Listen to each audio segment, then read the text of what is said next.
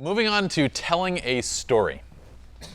Now these are the technical components of what we need to do to execute on the shoot, and then we're going to actually go and execute the shoot in this afternoon. Let's talk first about telling a story within 10 seconds. So I've got a couple different favorite television shows to show you guys. Huh? Okay, starting with this. And I want you guys to identify what are the commonalities.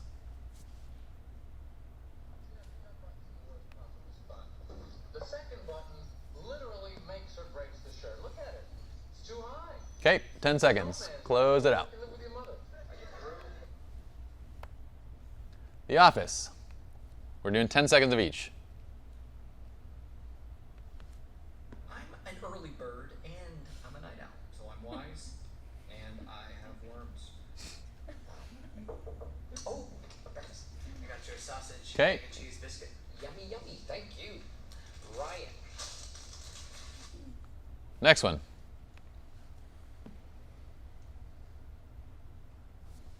So I can close the ad when it pops up. There's nothing to tell. It's just some guy I work with. Come on, you're going out with the guy. There's got to be something wrong with him. So, do you have a hot Okay. banana hairpiece?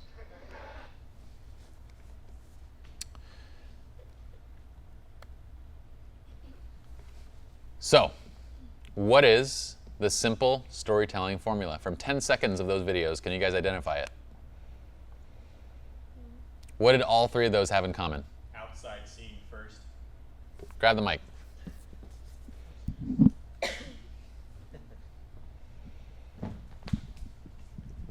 The first scene I saw was an outside scene for all three of those. And I forget what else. Kevin, you thought you saw something? I was saying basically the same thing. Basically, that they're setting the scene first before they introduce the characters. Okay. So they set the scene. Based on each clip, what is that formula? We set the scene, we shot something wide. We then presented the story, and then we showed the details, right? So in every one of those scenes, they generally would go from an establishing shot of wherever they are to a secondary shot showing who's in that scene, who's talking with one another, to primary angles of each individual speaking as they spoke to each other, right? So is that not the wide, medium, tight format that we talk about? Now that you think about this formula, how often do you see it without even recognizing it? Does not pretty much every single movie and sitcom and everything. Every television show will follow this formula. Go watch Flash, go watch anything. It'll follow this format. Then you enrich via B-roll. So B-roll is basically observational details. When somebody hands somebody else a cup, if there's an important detail to know about that handoff beyond just the fact that someone's handing somebody a cup, if there's an important detail there, they'd get a close-up of it. So you'll see in movies like Da Vinci Code, there's a lot of this type of enriching B-roll because they want you to clue in on very subtle close-up key points as they introduce different objects and pieces of the story. Same thing with more simple movies like National Treasure, right? I love Nick Cage. Nick Cage is one of my heroes. So that's the format. So wouldn't we follow the same thing? What if we followed the same thing on our shoots? We set the scene with an establishing shot. We then move into other shots in that scene. We set the scene with an establishing shot. We then move into other shots. So look at this. Isn't this the medium shot, the one on the left, the medium, the tight, focus in on specifics? So this is the basic premise of storytelling. Wide, medium, tight, don't forget your details, okay? If you follow this approach and slow down your shoots, and we're going to talk about the entire process as we go, you're going to get to a much better storytelling set of images, and that's where this whole process of S3 can fail, because when you bring the clients back in and you try to design this piece of wall art, you don't got enough images to design the wall art. If you want to design a 5-piece or a 7-piece or an album spread or whatever it is, Nicole, how often have you pulled up a shoot and not been able to put together a 3-piece spread? Often. Close-ended question. What is the solution to that? Shooting wide, medium, tight. Well, what's the solution after the shoot? Making everything an epic. So making everything one spread. So basically the only option that you have at that point is to sell wall art as a single 1-piece. Now, question, if you sell a single 1-piece wall art and Costco sells a single 1-piece wall art canvas, let's say, and theirs is a 40 by 60 and yours is a 40 by 60 and theirs costs $100 and yours costs $800, what happens? They're going to go to Costco. Okay. So what did you just do? You've given them only one thing to differentiate your service on, which is the price. Because you didn't set it up properly to tell a story. When I design a 5-piece and that 5-piece is $2,500, and that 5-piece tells different parts of the story and it looks beautiful and it looks amazing and they see it, and they go to Costco and there's a 1-piece that's $100 or $200, what are they comparing now? What do you think they'd be comparing? I mean, they're comparing the whole story.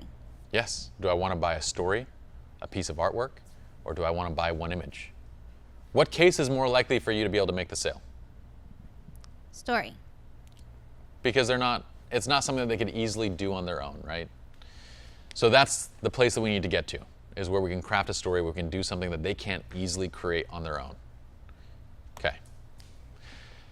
Let's go into certain things to help this process of creating this story. And one of them is going to be to visualize the final product before and during the shoot.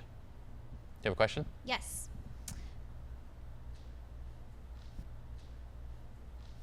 So once you bring clients in to the studio, you show them that you've designed this beautiful story for them.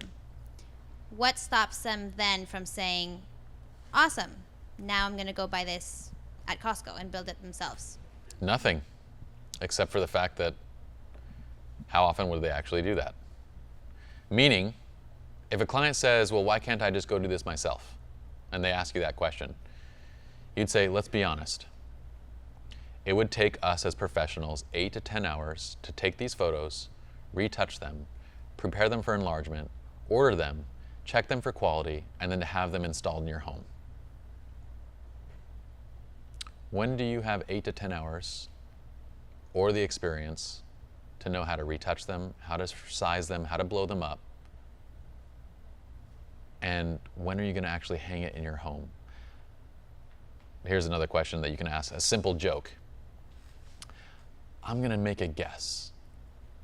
Are there a few things that you might have asked him to do around the house that are still not done yet? And you kind of poke fun a little bit. And she goes, oh my gosh, he still has not fixed the sink. And the faucet head is like still broken. It's been that way for like a year. Yes, you guys are busy. We can create a far better product. We can do it not only with our artistic vision and create something that's heirloom quality, but we'll take care of the process and we'll hand install it in your home. So, and you can add in the fact of, I'm sure you know that an heirloom quality piece of art is not what you're going to get at Costco. And make it so bluntly obvious that you're not even talking quality, because there's no point to talk quality. Now, if it's a DIY client, they're going to go and do it on their own, but for the most part, they understand that, yes, they're going to spend 5, 6, 7 times more going through the studio, but they're also going to have a much better experience. Let us design, let us craft, let us create this product for you, and it'll be far better. And you can focus on what it is that you do, which is your life, your family, your work, and everything else. Does that make sense? So let them know that when they go and do things on their own, they're not factoring in the value of their own time. So you'd say it'd probably take you guys 20 to 30 hours to do this on your own. And you're not going to get to the quality that we're going to get to. So that's where also you can have examples of retouching and show like what retouching is included with their design. When you blow it up on the wall and you show a before and after, it's going to have a dramatic difference between those two. So visualizing the final product. This is where you actually think about the spread or think about the piece of wall art in your mind as you're photographing or before you're photographing. But definitely while you're taking pictures. So as I get a shot of Sunita and Sridhar laughing, I'm thinking of the close-up that captures the details of her hair and makeup, the dress, his clothing, their expressions. And I'm thinking about those intimate details of kissing her hand and possibly showing a little bit of her henna, the bracelets that are on her arm. Ellie. Now, this was designed as a 5-piece till I ordered it, and the middle piece was like 6 feet tall. Have you ever seen a 6-foot baby? There is such a thing as too big. There very much so is such a thing as too big. Anyway, the other 4 pieces are fantastic, but this is a piece designed to show my daughter. The first one, the centerpiece shot, showcases everything. Her. The other things are things that I find cute. Do you think you get to these by asking the client some questions? Yeah, like questions like, what are little cute things that you notice about your son or daughter? What's your favorite feature on his or her body? I love her cute little hands, her fingers. I especially loved her toes. Her toes were amazing. But then she also does this thing where she purses her lips. She only did this for like 2 months. When she was sleeping, she would purse her lips. And I was like, if I can get a shot of that, that'd be amazing. And she did it. And I got a picture of that. So this is pieced together based on those questions. At a wedding, bride and groom going for their kiss as they're pronounced man and wife, different pieces of those moments put together. He sees her as they're walking down the aisle. As mom and the parents pour sugar over them, they're holding hands and looking into each other's eyes. This is an animated piece. This is thinking ahead during the shoot and going, you know what I want to do with this? I want to place this into a series of images and a series of frames that kind of show an animated progress. We're going to shoot the same shot each time, but the action's going to be different, and it's going to lead us from shot to shot. The first one's going to be you soaking him. The second one's going to be him soaking her. We capture one in preparation where he looks absolutely terrified, and then the actual shot, one in preparation, and the actual shot. And we piece it together. Again, when I craft a vision for this and show them what this can be, and they go, I'm just going to do that at Costco. How many people can justify that? Like 20% of your clients will do that. They'll say, I'm just going to go do this on my own at Costco. But 80% are going to see your vision in what you want to create for them. And they're going to be on board. They want a signature product. They want your vision on their walls. Any questions on this? Another example of an album spread, her walking down to see him and an intimate shot. Do you guys notice the concept of like animation through the process?